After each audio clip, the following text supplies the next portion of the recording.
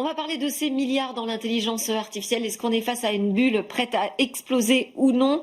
Avec nous pour ce débat, Gilles Babinet. Enfin, je dis avec nous à distance, mais il est bien avec nous quand même. Gilles Babinet, multi-entrepreneur, président de la mission Café IA et puis auteur d'un récent billet paru dans les Échos sur cette interrogation, IA, bulle ou pas. Et avec nous également François Vanécoute. Bonjour François, merci d'être en studio. Vous êtes journaliste pour le magazine économique Challenge et vous suivez également de très près ce sujet. Alors on a une récente étude du MIT qui nous dit que 95% des projets pilotes d'IA générative lancés par les entreprises n'aboutissent à pas grand-chose. En tout cas, c'est un constat d'échec en matière de retour sur investissement immédiat du côté des entreprises qui font leurs expériences. Vous vous dites, ah ouais, quand même, ça fait mal, c'est surprenant. Ou alors, on est face à quelque chose de tout à fait normal, parce que c'est comme ça que ça se passe dans l'innovation. Et ben, il faut le temps d'adopter, de trouver la bonne méthode, et puis aussi de convertir les process, l'entreprise dans son ensemble face à une technologie aussi révolutionnaire. Donc, surprise ou tout est normal, il n'y a pas de quoi s'inquiéter. François? J'aurais plutôt tendance à dire que c'est un signal d'alerte. C'est une certitude, parce que ce qui nous avait été vendu, c'est que l'IA générative allait se répandre à vitesse grand V dans les entreprises. Là, clairement, le compte n'y est pas. Ouais. Après, c'est quelque chose de normal, c'est une nouvelle technologie. Il faut rappeler que ChatGPT a moins de 3 ans. Et aujourd'hui, les projets qui ont été évalués, l'étude date d'août 2025. Donc les projets qui ont été évalués sont des projets qui avaient été lancés 2024, peut-être début 2025. Donc on en est encore à un stade où les entreprises ne savent pas trop comment utiliser l'intelligence artificielle. Ce qui est certain, c'est qu'il faudra du temps et il n'est pas sûr que toutes les entreprises d'IA aient le temps que les entreprises s'adaptent à la technologie. Eh oui, parce que là, on va en parler des problèmes de business model aussi. Gilles, de votre point de vue, comment est-ce que vous interprétez ce résultat? Enfin, moi, je suis effectivement de ceux qui disent qu'il y a une bulle. Je le vis depuis un certain temps. Et effectivement, c'est tout à fait structurel dans le développement de l'économie. Quand vous avez une accélération technologique, vous avez généralement des formations de bulles. Il y a un bouquin qui est absolument génial, qui s'appelle Irrational Exuberance, qui a été initialement publié en 2000 et réédité, largement amendé après la deuxième crise financière de 2008, et qui explique que au cours de l'ère industrielle, c'est-à-dire des 200 dernières années, il y a eu rien moins que 60 fois où il y a eu des déceptions, des accélérations financières qui ont été déçues. Alors, beaucoup sur les marchés immobiliers, mais pas que.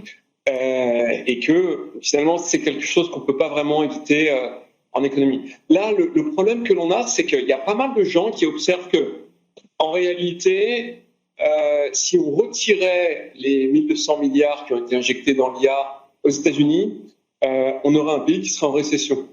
Et donc ça, c'est un peu inquiétant parce que ça veut dire que si la bulle éclate, on peut avoir des répercussions qui vont bien au-delà de l'économie de l'IA stricto sensus et qui vont contaminer d'autres segments de l'économie potentiellement assez durablement. Il faut se souvenir que la bulle de 2000, on a réussi à la dépasser à partir de 2005. Donc il faudra 5 ans avant que finalement on se remette à investir dans le domaine de la technologie et au-delà de ça que l'économie redémarre. Et puis depuis, on a eu une bulle en 2008 et on en a eu une autre en 2014. Et ce sont des plus petites bulles, en tout cas dans le domaine de la technologie, mais néanmoins avec des conséquences relativement durables. Alors, vous faites le parallèle avec la bulle Internet, donc des années 2000. Il y a eu des perdants. Quand une bulle explose, c'est comme ça. Il y a eu aussi des gagnants. Est-ce qu'on peut faire ce parallèle avec cette bulle autour de l'intelligence artificielle? Est-ce que vous voyez qui pourraient être les perdants et les gagnants? Si ça craque, qu'est-ce qui va se passer en fait? Quelles conséquences on peut imaginer? En fait, ça dépend à quel niveau ça craque. Les gagnants, fondamentalement, dans les grands modèles de langage, on les connaît déjà. C'est ceux qui sont adossés aux géants du cloud. OpenAI est adossé à Microsoft, Anthropic à Amazon et Google est adossé à lui-même. Fondamentalement, pour les autres, il n'y a pas 40 solutions. Il faut s'adapter, se spécialiser, comme le fait Perplexity dans la recherche, comme le fait Mistral chez nous avec des modèles d'IA appliqués aux entreprises. Mais ça veut dire qu'on a déjà un marché verrouillé là, en fait. Concrètement, Peut-être que d'autres entreprises inventeront d'autres manières de faire de l'IA générative, mais il ne peut pas y avoir 50 ChatGPT sur le marché. Les utilisateurs ont déjà verrouillé, en quelque sorte, le leadership d'OpenAI. Le gros problème d'OpenAI, c'est que effectivement, ça marche en soi, puisque leurs revenus ont été multipliés par plus de 3, vont être multipliés par plus de 3 en 2025. Ils vont atteindre 12 milliards de dollars, ce qui est colossal pour une entreprise qui a lancé son premier produit il y a 3 ans. D'un autre côté... Ils vont atteindre 12 milliards de dollars de quoi ? De revenus. C'est leur objectif en chiffre d'affaires. Là, ils y sont en rythme annuel. Leur objectif de chiffre d'affaires 2025, ça va être 12 milliards de dollars contre 3,7 en 2024. On parle de chiffre d'affaires. Voilà. Et le problème à côté de ça, c'est qu'en termes de consommation de trésorerie, fin 2024, on nous annonçait 25 milliards de trous de trésorerie d'ici 2029, avant la rentabilité. Là, c'est passé à 115 milliards. Donc, ça a été multiplié par 4,6, ce qui veut dire que concrètement, l'exponentielle de la consommation de trésorerie augmente quand même plus vite que le revenu d'OpenAI. Et ça, c'est un gros problème parce que si des petites startups se cassent la gueule, ce ne sera pas très grave, ce sera une correction de marché. Si OpenAI n'arrive pas à convertir son modèle et se casse la gueule, effectivement, ça risque de créer un accident industriel. Ouais, et c'est-à-dire quoi comme type d'accident industriel ? Parce que Gilles, vous faisiez le parallèle donc avec cette bulle Internet. Là, vous l'avez dit, on est dans des dimensions mais qui n'ont strictement rien à voir. Quand on parle de Sam Altman qui va chercher des centaines de milliards de dollars, parce que c'est ça aujourd'hui les besoins en financement. C'est une crise financière mondiale en fait à laquelle il faut se préparer. Pour moi, le plus symptomatique, c'est vraiment ce dîner à la Maison-Blanche où vous avez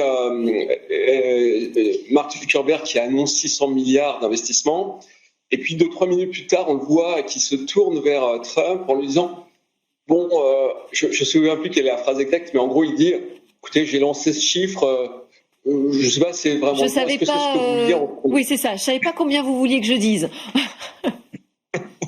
Si vous voulez. En fait, ça a l'air de rien, mais c'est très préoccupant. C'est-à-dire qu'on n'est plus dans un domaine de la mesure, du capital investi avec une volonté de retour sur investissement. D'ailleurs, il a fait aussi des déclarations en disant « Mon objectif, c'est pas forcément de gagner de l'argent, c'est d'être le leader. » Et il n'est pas le seul à avoir fait ce type de déclaration. Donc, vous êtes dans une situation qui n'est plus contrôlée, qui, pour moi, a toutes les caractéristiques d'une bulle. La seule question qui se pose, c'est atterrissage en douceur ou crack.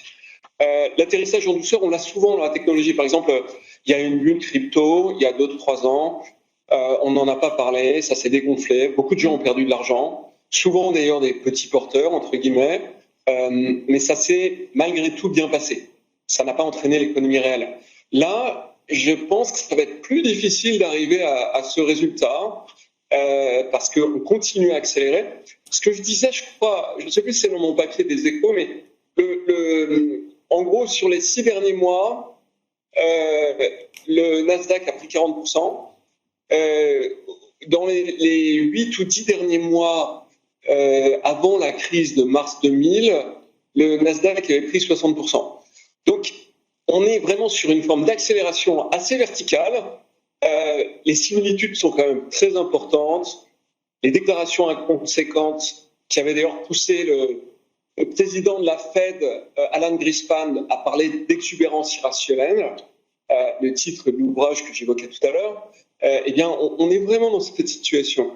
Donc, il me semble que pour les Européens, la question, c'est vraiment de ne pas jeter le bébé avec l'eau du bain. On a été moins vite, on a levé moins de capitaux. Il ne faudrait pas qu'on ralentisse aussi vite. C'est-à-dire que, en fait, l'objectif, c'est d'avoir une sorte de continuité raisonnable dans la façon dont on traite ces sujets-là, et d'avoir une route qui est probablement une route différente de celle qu'ont les Américains.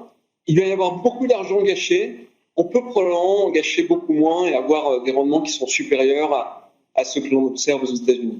Mais est-ce qu'on n'a pas un problème de surestimation de la technologie aussi ? Est-ce qu'on risque pas de déchanter quant aux capacités de transformation de l'intelligence artificielle générative en particulier dans l'entreprise ? On parle des promesses maintenant, dire oui, alors l'IA générative c'est très bien, mais il y a mieux, il y a l'IA agentique. Est-ce qu'on n'est pas dans une course à la surestimation qui peut faire aussi exploser une bulle, finalement, quand on s'aperçoit que on retombe sur ses pieds. Finalement, c'est pas si génial que ça. Ces outils sont pas fiables pour l'instant. En soi, l'IA agentique, déjà, c'est une sorte de rebranding de l'IA générative, parce que tous ceux qui disaient on fait des modèles de langage disent maintenant on fait des agents. Alors, il y a des capacités qui se sont ajoutées, il y a des vrais progrès technologiques. Moi, j'ai pu voir avec un développeur comment les outils d'IA permettaient de coder, c'est absolument impressionnant. Donc, il y a un énorme potentiel dans plusieurs domaines. Maintenant, de là à dire que ça va transformer toute l'économie et tous les métiers, on est encore dans une phase un peu d'euphorie technologique. On n'est pas encore dans la phase où on est en train de se dire on a le plan idéal. En réalité, on a ça, ça et ça comme problème et on ne sait pas si on va réussir à les dépasser. C'est comme l'IA qui était censée remplacer les journalistes. Le problème, c'est qu'aujourd'hui, elle n'est pas assez fiable. Une IA générative peut être fiable pour faire du centre d'appel et elle est déjà pour rédiger des mails types parce qu'on n'a pas besoin d'un taux de réussite absolu. Mais si on fait un parallèle avec un autre type d'IA, l'IA prédictive. Oui. Aujourd'hui, l'IA prédictive a à peu près 10 ans. Elle commence à être utilisée pour faire de la maintenance prédictive, par exemple. Mais en médecine, étant donné que c'est une boîte noire et qu'il y a de temps en temps des erreurs, on ne peut pas laisser une IA faire un diagnostic de cancer en disant le pourcent de diagnostic raté, tant pis, c'est des morts pour la science. Donc oui, l'IA générative va s'imposer dans plusieurs domaines, on pense au code notamment, mais de là à infuser dans toute l'économie, dans tous les secteurs d'activité, et notamment dans des secteurs comme l'industrie, la finance ou la défense. C'est là aussi on s'aperçoit des limites technologiques, finalement. De la déception de la promesse, on risque de voir le taux d'adoption infléchir, on risque de voir les investissements être moins spontanés du côté de l'économie réelle. Ça peut participer de la bulle. Il y a un autre point, parce que je vois que le temps file, sur lequel je voulais faire réagir en particulier Gilles Babinet, c'est le point environnemental. Il y a effectivement ce délire des besoins de financement, mais il y a aussi, on n'arrive même pas à mesurer les besoins énergétique et est-ce que finalement on va pas atteindre la limite de l'intelligence artificielle et de ses promesses et de ses capacités aussi parce qu'on aura atteint une limite environnementale, Gilles? Oui, alors effectivement, mais tout cela participe du même enjeu, c'est-à-dire que en réalité, on est en train de toucher la limite de ce qu'on appelle les modèles de langage, les modèles d'attention. Ça serait un peu long d'expliquer pourquoi, mais et ces modèles finalement sont extrêmement énergivores. Donc il y a beaucoup de gens, et il se trouve que j'ai eu un débat là-dessus pas plus tard que ce matin, sur le fait que en réalité on doit passer à d'autres modèles. Donc il y a plusieurs challengers, notamment les modèles de monde, et si ces modèles venaient à se développer rapidement, il n'est pas impossible qu'on ait une rupture aussi sur le plan énergétique. Ces modèles qui sont extrêmement efficaces d'un point de vue énergétique par rapport à ce que l'on connaît aujourd'hui avec les LLM. Donc moi, je pense que finalement, il y a une sorte de convergence entre le rendement des capitaux qui n'est pas là, les usages qui ne sont pas là, les technologies qui sont en train de toucher un mur. Et donc, on va avoir une sorte de trou en réalité. La question, c'est de savoir si ça va durer ou pas. Je ne sais pas évidemment répondre à cette question, mais on va shifter vers quelque chose de différent et probablement pour le meilleur. Et d'un point de vue économique, est-ce que l'Europe est prête à encaisser une explosion de bulles de l'IA générative? Ou est-ce qu'on est plus ou moins à l'abri de votre point de vue? Fondamentalement, l'Europe n'est pas invitée dans la course aujourd'hui. Donc, est-ce que ça ne nous met pas à l'abri? Enfin, je sais pas. On aura, s'il y a une déflagration aux États-Unis, de toute façon, l'épargne européenne est tellement exposée au marché américain qu'il y aura des conséquences, et il y aura des conséquences sur l'activité de nos grandes entreprises aux États-Unis. Après, pour nos startups, aujourd'hui, on a une startup qui fait des modèles de langage, qui est le français Mistral. Leur dernière levée, c'est 1,7 milliard d'euros. C'est, par exemple, 7 fois moins que ce qu'a levé Anthropic en parallèle.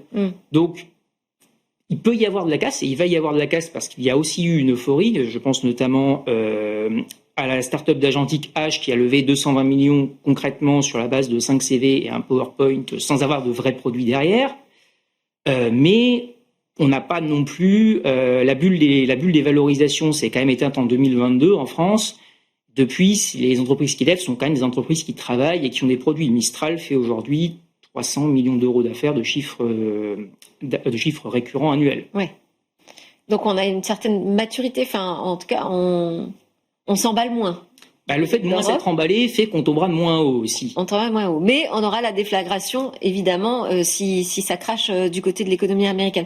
Comment est-ce que vous voyez justement la position de l'Europe, Gilles, là-dessus? Est-ce que vous dites qu'il y a une autre voie peut-être pour l'Europe sur l'intelligence artificielle?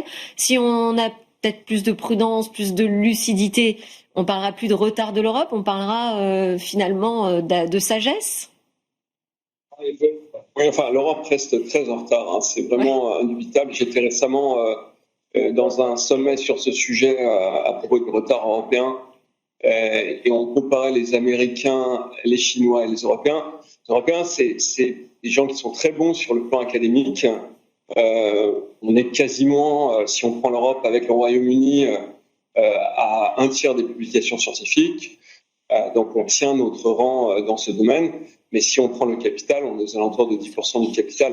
Donc c'est vraiment très très en retard. Il faut qu'on rattrape. Je pense que ça pointe d'ailleurs un certain nombre de déficiences de l'organisation structurelle des institutions européennes et du marché des capitaux européens. C'est des choses qui sont bien connues, très bien identifiées notamment par le rapport Draghi. Maintenant, la question c'est de savoir si on a envie de se bouger ou finalement de se faire reléguer aux oubliettes de l'histoire à l'occasion de cette révolution technologique, parce que je crois qu'en réalité, c'est de ça dont il s'agit.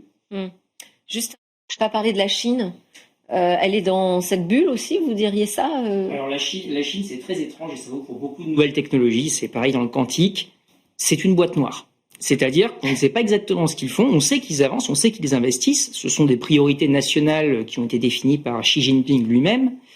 Maintenant, la Chine, on en entend parler une fois tous les 6 mois. Il y a eu la petite secousse DeepSeek en janvier, qui avait réussi à sortir des modèles plus efficaces. Là, DeepSeek a ressorti des améliorations de ces modèles qui gagnent encore une fois en efficacité, mais pour le moment, je suis incapable de vous dire combien la Chine investit exactement dans cette technologie et si leurs modèles vont finir par faire un bond technologique. Pour le moment, je pense que quasiment personne n'est capable de dire exactement où va la Chine et si la Chine est en avance ou en retard. Merci beaucoup de nous avoir éclairés sur ces sujets. François Van Écoute, donc journaliste pour le magazine économique Challenge, et Gilles Babinet, président de la mission Café IA, d'avoir été avec nous également. C'est la fin de notre débat, mais Smart Tech continue. On va s'intéresser à ce qui se passe du côté du business dans le mobile.